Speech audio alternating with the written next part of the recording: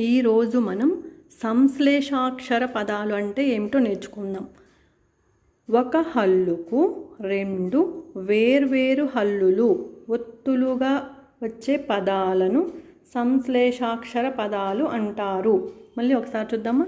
ఒక హల్లుకు, హల్లులు అంటే ఏమిటి? కా నుండి బండి వరకు వచ్చే అక్షరాలను హల్లులు అంటారు. ఒక హల్లుకు రెండు వేర్వేరు హల్లులు ఒత్తులుగా వచ్చే పదాలను సంశ్లేషాక్షర పదాలు అంటారు.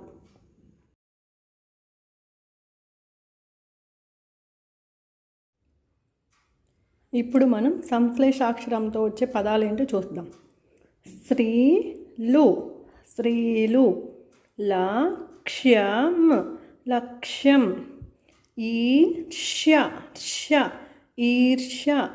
లక్ష్మి, లక్ష్మి, లక్ష్మి. శాస్త్రం, శాస్త్రం, శాస్త్రం.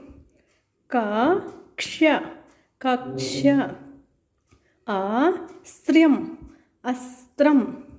భక్ష్యం, రాష్ట్రం, వజ్యం. లక్ష్మణుడు, జ్యోత్స్న, అగస్త్యుడు. దుష్ప్రచారం, స్వాతంత్ర్యము. ఇలా పిల్లలకి కొన్ని సొంతగా ఆలోచించేలా చేయండి. ఇవి